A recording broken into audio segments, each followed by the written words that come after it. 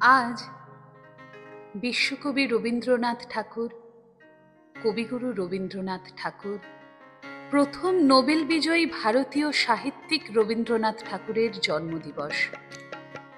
আজকের এই বিশেষ দিনে অনেক কিছু বলতে ইচ্ছে করছে।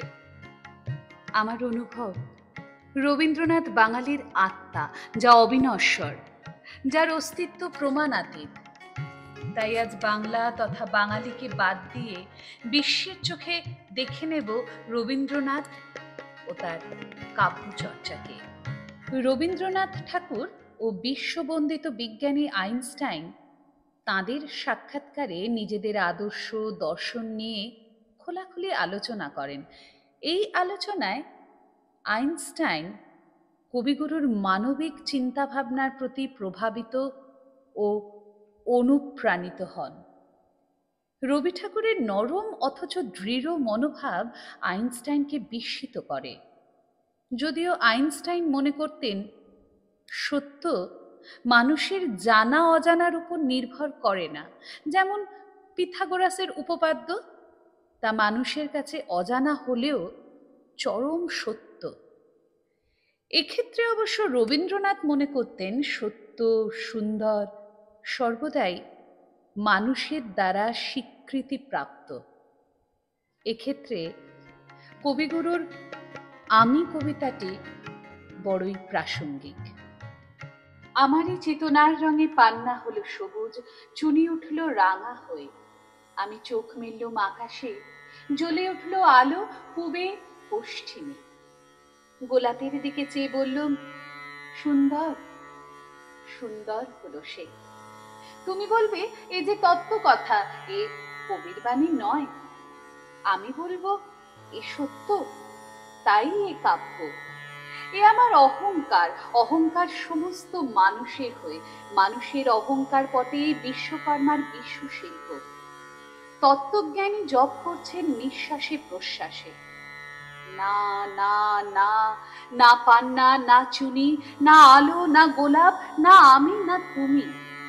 ওদিকে অসীম জেনে তিনি স্বয়ং করেছেন সাধনা মানুষের সীমানায়, তাকেই বলে আমি।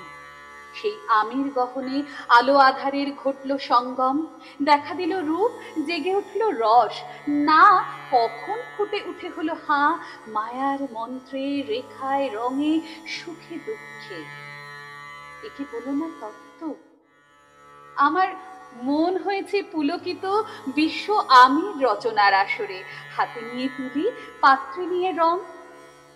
পণ্ডিত বলছেন বুড়ো চন্দ্রটা, নিষ্ঠুর চতুর হাসি তার। মৃত্যুদূতের মতো গুঁড়ি মেরে আসছে সে পৃথিবীর পাঁজরের কাছে। একদিন দেবে চরম টান তার সাগরে পর্বতে, মর্তলোকের মহাকালের নূতন খাতায় পাতা জুড়ে নামবে একটা শূন্য। গিলে ফেলবে দিন রাতের জমা খরচ, মানুষের কীর্তি হারাবে অমরতার ভান। তার ইতিহাসে লেপে দেবে অনন্ত রাত্রির কালি। মানুষের যাবার দিনের চোখ বিশ্ব থেকে নিকিয়ে নেবে রং, মানুষের যাবার দিনের মন ছানিয়ে নেবে রস। শক্তির কম্পন চলবে আকাশে আকাশে, জ্বলবে না কোথাও আলো। বিনাহীন সভায় যন্ত্রীর আঙুল নাচবে, বাজবে না সুর। সেদিন কবিত্বহীন বিধাতা একা রবেন বসে নীলিমাহীন আকাশে, ব্যক্তিত্ব হারা অস্তিত্বের গণিতত্ত্ব নিয়ে। তখন বিরাট বিশ্বভুবনে দূরে দূরান্তে অনন্ত অসংখ্য লোকে লোকান্তরে এ বাণী ধ্বনিত হবে না কোনোখানে, তুমি সুন্দর, আমি ভালোবাসি। বিধাতা কি আবার বসবেন সাধনা করতে যুগ যুগান্তর ধরে? প্রলয় সন্ধ্যায় জপ করবেন, কথা কও, কথা কও। বলবেন বলো তুমি সুন্দর, বলবেন বলো আমি ভালোবাসি। বিশ্ববরেণ্য কবির সাথে দেখা হবে বলে বসে এক মেয়ে কবিকে সে স্পর্শ করে অনুভব করবে তার কাব্য। পঞ্চ ইন্দ্রিয়ের তিনটে ইন্দ্রিয়ই তার সঙ্গ ছেড়েছে, বা বলা যেতে পারে মানুষ পাঁচ ইন্দ্রিয় দিয়ে যা করে তার ক্ষেত্রে দুটি ইন্দ্রিয়ই ছিল যথেষ্ট। তিনি হেলেন কেলার। জন্মের সময় সুস্থ স্বাভাবিক হেলেন মাত্র ১৯ মাস বয়সে কঠিন অসুখে হারান তার দৃষ্টি ও শ্রবণ শক্তি। পরে বন্ধ হয়ে যায় তার বাকশক্তিও। মায়ের প্রবল ইচ্ছা ও তার অসামান্য জেদের কাছে হার মানে হেলেনের অবধারিত ভাগ্য। কবিগুরুর কাব্য ব্রেইলের মাধ্যমে পড়ে তিনি বিস্মিত হন। তার সেই অপেক্ষার শুরু রবীন্দ্রনাথের সাক্ষাৎ পাওয়ার জন্য। হেলেন তার বই mid stream my little life, এই বইয়ের ভ্যারিড কর্ডস অধ্যায় রবীন্দ্রনাথের সাথে তার সাক্ষাতের দিনটির কথা লিখে রাখেন। আর সেই দিন রবীন্দ্রনাথ তাকে শোনালেন দুই পাখি। খাঁচার পাখি ছিল সোনার খাঁচাটিতে, বনের পাখি ছিল বনে। একদা কি করিয়া মিলন হলো দোহে, কি ছিল বিধাতার মনে। বনের পাখি বলে, খাঁচার পাখি ভাই বনেতে যাই দোহে মিলে। খাঁচার পাখি বলে, বনের পাখি আয় খাঁচায় থাকি নিরিবিলে। বনের পাখি বলে, না আমি শিকলে ধরা নাহি দিব। খাঁচার পাখি বলে, হায় আমি কেমনে বনে বাহিরিব। বনের পাখি বলে, আকাশ ঘন নীল কোথাও বাধা নাহি তার।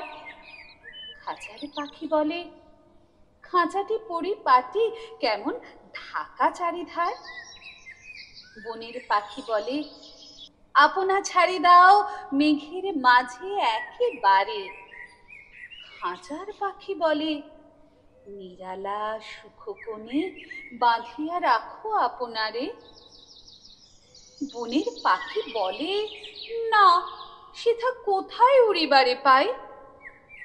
খাঁচার পাখি বলে, হায় মেঘে কোথায় বসিবার ঠাঁই। এমনই দুই পাখি দোহারে ভালোবেসে তবুও কাছে নাহি পায়। খাঁচার ফাঁকে ফাঁকে পরশে মুখে মুখে নীরবে চোখে চোখে চায়। দুজনে কেহ কারে বুঝিতে নাহি পারে, বুঝাতে নারে আপনায়। দুজনে একা একা ঝাপটি মরে পাখা, কাতরে কহে কাছে আয়। বনের পাখি বলে, না কবে খাঁচায় রুধে দেবে দ্বার। খাঁচার পাখি বলে, হায় মোর শকতি নাহি উড়িবার। রবীন্দ্রনাথ ঠাকুরের বন্ধু ছিলেন মোহনদাস করমচাঁদ গান্ধী। দক্ষিণ আফ্রিকা থেকে ফিরে আসার কয়েক মাসের মধ্যেই তিনি রবীন্দ্রনাথ ঠাকুরের সাথে প্রথম দেখা করেন। এই যোগাযোগ ধীরে ধীরে গভীরতর হয়। রবি ঠাকুর গান্ধীজির নৈতিক মতাদর্শে বিস্মিত হয়ে তাঁকে মহাত্মা বলে সম্বোধন করেন। অপরদিকে গান্ধীজি কবিগুরুর আধ্যাত্মিক বোধে অনুপ্রাণিত হয়ে তাঁকে গুরুদেব বলে ডাকেন। রবীন্দ্রনাথ ঠাকুরের লেখা, যদি তোর ডাক শুনে কেউ না আসে তবে একলা চলো রে, গান্ধীজিকে উজ্জীবিত, উদ্দীপিত ও অনুপ্রাণিত করে বারংবার। এই গানের কথাগুলি যেন গান্ধীজির আদর্শের সংগ্রামের সবাই ফিরে যথার্থ যায়, পরিপূরক।